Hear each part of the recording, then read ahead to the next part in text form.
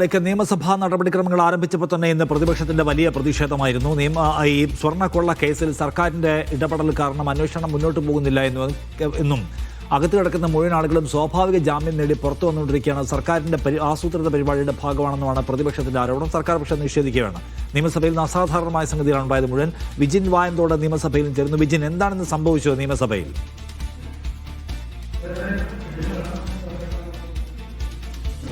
നിഷാദ്, ഇന്ന് രാവിലെ ചോദ്യോത്തരവേള ആരംഭിച്ച ഘട്ടം മുതൽ തന്നെ പ്രതിപക്ഷം പ്രതിഷേധമുയർത്തിയിരുന്നു. ആദ്യഘട്ടത്തിൽ പ്രതിപക്ഷ നേതാവ് തന്നെയാണ് വ്യക്തമാക്കിയത്, സ്വർണ്ണക്കൊള്ളയുമായി ബന്ധപ്പെട്ട് നടക്കുന്ന SIT അന്വേഷണം അത് തകർക്കാനുള്ള നീക്കമാണ് മുഖ്യമന്ത്രിയുടെ ഓഫീസ് നടത്തുന്നത്.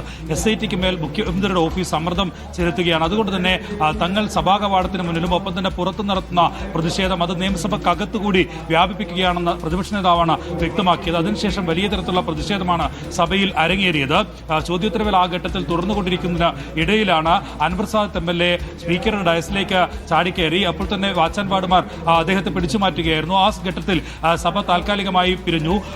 സ്പീക്കർ മറ്റൊരു കാരണവും വിശദീകരിക്കാതെ സ്പീക്കർ ഇറങ്ങിപ്പോവുകയായിരുന്നു. തുടർന്ന് 10 മണിയോടുകൂടി വീണ്ടും സഭ ആരംഭിച്ച ഘട്ടത്തിലാണ് വീണ്ടും വലിയ പ്രതിഷേധം ഉണ്ടാകുന്നത്.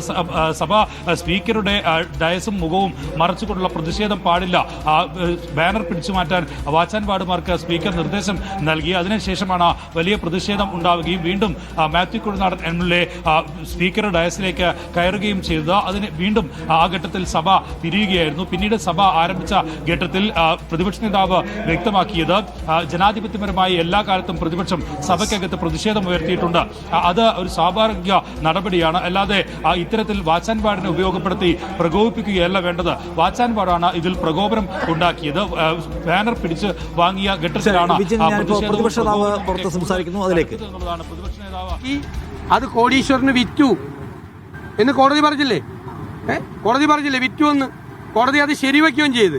അതായത് ഒറിജിനൽ ഇവിടെ കോടീശ്വരന് വിറ്റിട്ട് വ്യാജ ചെമ്പുപാളി ഉണ്ടാക്കിയിട്ടാണ് സ്വർണം പൂശാൻ കൊണ്ടുപോയത്. എത്ര കൊടും ക്രൂര കൃത്യമാണ്, എന്ത് കൊള്ളയാണിത്! ഒറിജിനല് വിറ്റിരിക്കുകയാണ് കോടിക്കണക്കിന് രൂപയ്ക്ക്. വെറും സ്വർണ്ണമല്ല വിറ്റിരിക്കുന്നത്, കോടിക്കണക്കിന് രൂപയ്ക്ക് ഒറിജിനൽ വിറ്റിട്ട് വ്യാജനുണ്ടാക്കിയിട്ട് വ്യാജ ചെമ്പുണ്ടാക്കിയിട്ട് അത് പൂശാൻ കൊണ്ടുപോയി. ഞങ്ങൾ പറഞ്ഞു, കോടതിയും പറഞ്ഞു, കോടതി അത് ശരിവെച്ചു. 2 പ്രാവശ്യം കോടതിയുടെ ഓർഡർ ഉണ്ട്.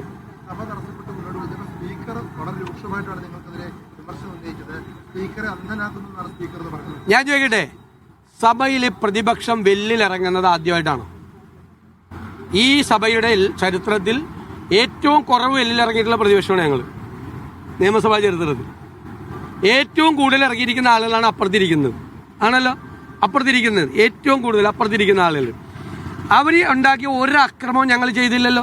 ഞങ്ങൾ സമാധാനപരമായ സമരമാണ്. ബാനർ പിടിക്കുന്നത് ആദ്യമായിട്ടാണോ നിയമസഭയിൽ? ആണോ? ബാനർ കൊണ്ടുവരുന്നത്, പ്ലക്കാർഡ് കൊണ്ടുവരുന്നത് ആദ്യമായിട്ടാണോ? ഞാൻ പിണറായി വിജയൻ ഇരിക്കുന്ന സീറ്റിന്റെ മുമ്പിൽ പ്ലക്കാർഡ് വെച്ചിരിക്കുന്നത് ഞാൻ കാണിച്ചു തരാം, ഫോട്ടോ. അന്ന് നിങ്ങളൊക്കെ കയറും അവിടെ, ഇപ്പൊ നിങ്ങൾക്ക് കയറാൻ പറ്റില്ല. അപ്പൊ അവിടെ നിന്ന് തന്നെ പടം മാത്രമേ പുറത്തേക്ക് വന്നുള്ളൂ. മനസ്സിലായില്ലേ? പണ്ട് എല്ലാവരും കയറും. പിണറായി വിജയൻ ഇരിക്കുന്ന സീറ്റിന്റെ മുമ്പിൽ പ്ലക്കാർഡ് വെച്ചിട്ട് ഞാൻ പടം കാണിച്ചു തരാം, എത്രയോ പടങ്ങൾ. ഇത് ആദ്യമായിട്ട് സംഭവിക്കുന്ന പോലെയാണ്. പിന്നെ നിയമസഭയിൽ ഒരു പ്രീസിഡൻസ് ഉണ്ട്. സഭയിൽ ഒരു ബഹളം ഉണ്ടായാൽ സ്പീക്കർ സഭാ നടപടികൾ നിർത്തിവെച്ച് ഭരണകക്ഷിയെയും പ്രതിപക്ഷ നേതാക്കളെയും വിളിക്കും. എന്നിട്ട് ചർച്ച ചെയ്ത് തീർക്കാൻ ശ്രമിക്കും. മുഖ്യമന്ത്രി വരൂല ആ ചർച്ചയ്ക്ക്. മുഖ്യമന്ത്രിയെ ഭയന്നിട്ടാണ് സ്പീക്കർ ആ ചർച്ചയ്ക്ക് വിളിക്കാത്തത്. ആ ചർച്ചയ്ക്ക് വിളിക്കുന്നില്ല. അപ്പോൾ പ്രതിപക്ഷത്തെ വെല്ലുവിളിക്കുകയാണ്. വാച്ചാൻ വാർഡിനെ വീട്ടിൽ ഞങ്ങളുടെ ബാനർ പിടിച്ചു വാങ്ങുകയാണ്. അങ്ങനെയൊക്കെ ചെയ്യുമ്പോൾ ഞങ്ങൾ പ്രതികരിക്കും. അപ്പോഴും ഞങ്ങൾ ഒരു അക്രമം ഉണ്ടാകാതിരിക്കാൻ വേണ്ടിയിട്ട് പ്രത്യേകമായിട്ട് ശ്രദ്ധിച്ചു.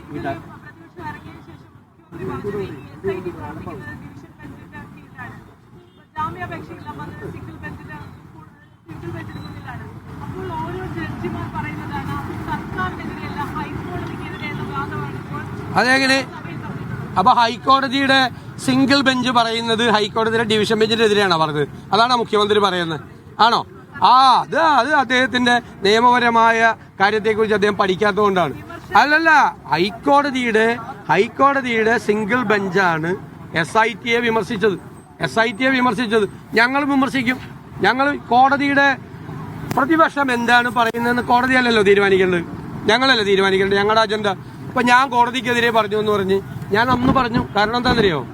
ഒരു പബ്ലിക് ഇൻട്രസ്റ്റ് ലിറ്റിഗേഷൻ കൊടുത്തപ്പോൾ, പൊതു താല്പര്യ ഹർജി കൊടുത്തപ്പോൾ അത് വായിച്ചു പോലും നോക്കാതെ കോടതി പറഞ്ഞു ഇത് പബ്ലിസിറ്റി ഇൻട്രസ്റ്റ് ആണോ പബ്ലിക് ഇൻട്രസ്റ്റ് ആണോ എന്ന് ചോദിച്ചു. അപ്പം ഞാനന്ന് എന്നിട്ട് എന്ത് ചെയ്തു, വായിച്ചു നോക്കിയിട്ട് ഫയലിൽ സ്വീകരിച്ചു. പബ്ലിസിറ്റി ഇൻട്രസ്റ്റ് ആണ് ഈ ഫയലിൽ സ്വീകരിക്കുന്നതിന്.